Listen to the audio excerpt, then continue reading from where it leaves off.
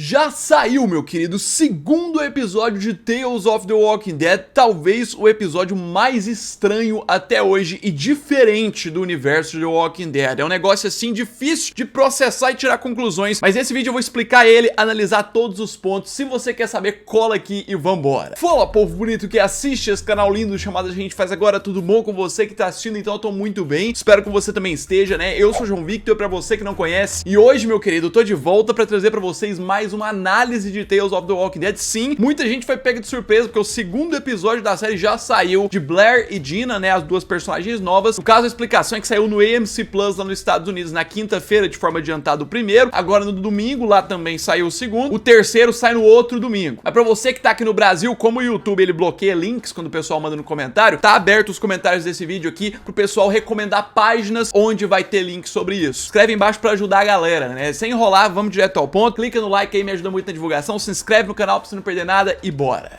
Seguinte, meu jovem, literalmente, minhas primeiras palavras sobre esse episódio é que é uma ousadia gigantesca da produção dessa série que é Tales of the Walking Dead. O episódio talvez mais diferente que eu já vi até hoje. Eu não lembro de ver um tão aprofundado na questão ficção, que ao mesmo tempo parece ficção e depois fala que não é. É o formato mais diferente que eu já vi e o episódio mais difícil de tirar conclusão se é bom ou se é ruim pra mim. Vamos começar pra explicar tudo isso aqui. Indo pra abertura, né? A gente já tem algo muito louco que é o mundo no dia que começa o apocalipse, mas que pra algumas pessoas ainda nem chegou o alerta, nem nada. Por exemplo, pra Blair, que é a dona do Circle of Trust, que é essa companhia de seguros. Que inclusive aqui também tem a outra protagonista, né? Que é a Dina, que é a funcionária, a atendente do lugar. E basicamente elas se odeiam principalmente por conta da própria Blair e o jeito que ela é. E assim, de cara eu já falo que a introdução é diferente porque não é muito simples, né? É muito comum a gente ver início de apocalipse em diferentes perspectivas aí no universo do Walking Dead. Na série principal, por exemplo, a gente não viu os primeiros dias de apocalipse. A gente viu depois do coma do Rick. A gente foi ver mais em Fear the Walking Dead. Mas aqui o legal de cara é que é a perspectiva dessa companhia de seguros que é sediada em Atlanta. E claro, o principal que rouba a cena é a Blair, a personagem. Destaque muito grande pra atuação de Parker Posey, que, tipo, você pode odiar, você pode ter detestado esse episódio, mas você não pode negar que essa atriz aí foi muito bem. Um ponto importante já de cara desse início que eu preciso destacar, que eu achei muito legal, é a gente ver o impacto do início do apocalipse pra uma companhia desse tipo, uma companhia de seguros, uma empresa de seguros, que justamente a maioria deve saber como é que funciona seguro, né? Nos Estados Unidos é um negócio mais acima ainda. Então tudo que acontece de errado, acidente ou qualquer outra coisa muito louca, o pessoal liga pra seguro. No dia do apocalipse, o telefone da companhia de seguros entra em colapso. E é o que mostra esse episódio, né? Ela toda hora tendo que colocar as pessoas em espera, em espera. E assim, como eu disse, o episódio de cara já constrói pra gente a Blair como uma péssima pessoa, né? Esse início de episódio apresenta pra gente como é que é o arco formado, o loop do episódio, né? Onde que começa, que é do momento que a chefe sai lá do trabalho, ela precisa abastecer e nesse mesmo posto chega a Dina lá pra procurar comida. E quando elas vão se encontrar, resulta num bate-boca em que a Dina é demitida e temos o surto dela aí, em que ela pega a shotgun no porta-mala. Cena essa que eu não posso deixar de falar nesse vídeo aqui, inclusive, que quando ela foi gravada, eu tava lá, inclusive, assistindo nesse momento, mostrei pra vocês aqui no canal, vazei, né? Inclusive, quero destacar que eu tava bem nesse cantinho aqui, ó, no rumo dessa árvore aqui, em cima de uma pedra lá atrás, observando a cena. Então, quase que o João Vitor aparece na cena. Se eu soltasse uns balão aqui pro céu, ia aparecer. Mas zoeira à parte, voltando à parte séria mesmo da análise, a gente tem o foco no padrão de como sempre vai acontecer a morte delas, que é por explosão. Basicamente, sempre o caminhão de combustível vai explodir perto delas e fazer com que elas morram. E tipo, quem tá assistindo do início e não sabe nada do episódio, fala, ok, já começou com as personagens morrendo, deve ser outro protagonista. Mas aí a gente tem a telinha de introdução e já joga pra gente pra tudo começando de novo. Você até acha que começou o episódio de novo sem querer. E eu gostei da construção disso no episódio, porque uma vez que você começa a achar isso, logo o episódio já começa a te mostrar o seguinte, não, você não tá repetindo o episódio. O episódio já começa a dar a entender que aquele início era uma alucinação, era alguma coisa dela aqui principalmente, mas as coisas começam a se repetir de novo, até elas morrerem novamente com a explosão. E aí que você já conclui. O episódio é um loop. É como se as duas estivessem presas no loop, em que elas sempre vão morrer e o negócio vai começar de novo. Elas precisam quebrar esse loop. Já tiveram vários filmes assim no cinema, várias produções existem nesse sentido, mas no universo de The Walking Dead, devo admitir, foi muito corajoso eles terem feito isso, muito ousado, e de cara já mostra pra gente a liberdade que esse tipo de série que é Tales dá, uma série antológica. Tipo, se cada episódio conta uma história que não se conecta com a outra, eles têm total liberdade de fazer o que eles quiserem no episódio. Até mesmo um episódio musical, igual eu ouvi aí rumores que eles estão estão planejando pra segunda temporada.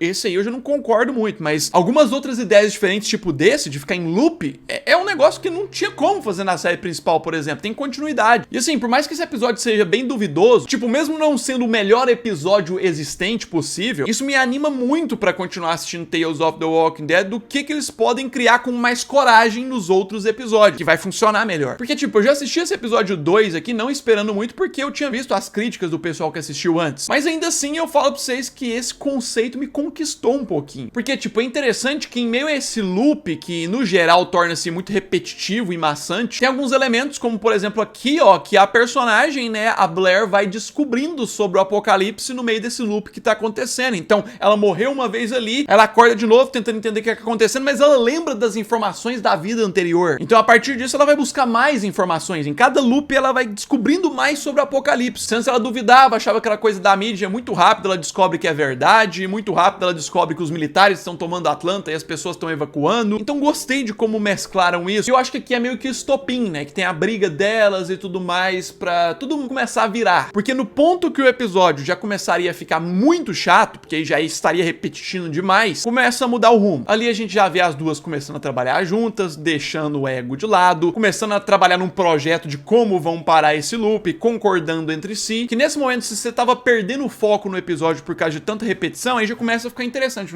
Será que então elas vão conseguir sair desse loop? Aí você fica interessado pra ver como que vai ser o final. A gente começa a ter umas camadas mais aprofundadas, tipo o background ali da Dina, o que que ela é, qual que é a motivação dela de pegar o caminhão-tanque lá, que é pra ajudar as sobrinhas dela que estão no centro, né? E assim, por mais que a gente tenha mais mortes e outras coisas, repete um pouco do loop, esse final começa a mostrar pra gente que aos poucos elas vão durando mais tempo. A partir do momento que elas se entendem, viram amigas ali, começam a trabalhar juntas, por mais que morram, elas duram um pouco mais. Inclusive, valendo destacar essa referência que tava no primeiro trailer, né, de Tales, que mostra uma das mortes da Blair, que é uma referência direta à morte da Carol nos quadrinhos de The Walking Dead. Pra quem não leu os quadrinhos, é desse jeito exato que a Carol morre lá. E aí, claro, seguindo, né, indo pro fim do loop delas, na parte que começa a dar certo, a gente vê o início de um dos congestionamentos que muitos disseram, né, inclusive alguns dos críticos, que esse aqui seria o início daquele congestionamento, que é justamente esse aqui, né, que o Rick passa de cavalo e, tipo, eu achava que a gente ia ver essa cena de novo sem o Rick, sabe? Como que esses carros foram parando aqui. Mas o máximo que mostra é isso aqui, ó, um pouco mais distante de lá. Esperava mais disso aqui, dessa referência, que é uma das únicas. E assim, a gente tem o encerramento, a nova explosão, que dessa vez não mata elas, que revela que elas quebraram o ciclo, então. E, tipo, meio que dá a entender pra gente que isso aqui não era ficção. Muita gente vai assistir esse episódio achando que The Walking Dead viajou demais, né, nessa série. Tá colocando algo ficcional, porque não tem nada de real uma pessoa ficar vivendo em loop, morrer, viver de novo. Mas na verdade, pelo menos no meu entendimento, esse final deu a entender que a Blair sofre de um transtorno de personalidade que ela passou pra Dina, de tanta convivência, estresse e tudo mais. Então, o que elas estavam vivendo ali é uma mistura de alucinações e loucuras da cabeça delas. Só que ao mesmo tempo, isso também é uma loucura a gente imaginar. Eu vou explicar por quê. Tipo, a gente tem um final de episódio bem bosta, com as duas simplesmente indo embora, e é isso, não fala pra onde elas foram, nem nada. Eu fiquei, tipo, assistindo e esperando, tá, mas e aí, o que vai acontecer? Mas no geral, no resumo, pra mim, é um episódio experimental deles. É um episódio que a ideia é boa, a execução começou a ficar boa, depois foi ruim. Poderia ser muito melhor, pela ideia que tiveram. Não acho melhor do que o episódio do Terry Crews, que foi o primeiro, mas eu dou uns pontos pela coragem desses produtores de quererem fazer algo tão diferente no universo. E eu falo pra você, eu disse uma conclusão, né, uma explicação pra história de que, na verdade, é transtorno de personalidade das duas, mas isso não é explicação clara, confirmada, pelo menos na hora que eu tô gravando esse vídeo. A ideia que fica mesmo é que cada pessoa que assiste tira suas próprias conclusões e cria sua teoria do que foi esse surto coletivo que foi esse episódio. E esse episódio foi um surto. Uma das coisas mais diferentes até hoje que eu já vi no universo de The Walking Dead. Enfim, fica ligado aqui no canal que já tá saindo um vídeo sobre referências do primeiro episódio ainda, que muita gente viu, perdeu, explicando tudo, muita coisa legal. Já tem prévia nova do episódio 3, que o próximo, né, já é da Alpha. Tem coisa sobre a série principal chegando, muita coisa legal. Se inscreve aí pra você não perder nada, clica no like, me ajuda muito na divulgação. E no mais é isso aí, logo eu tô de volta. Um abraço, fui!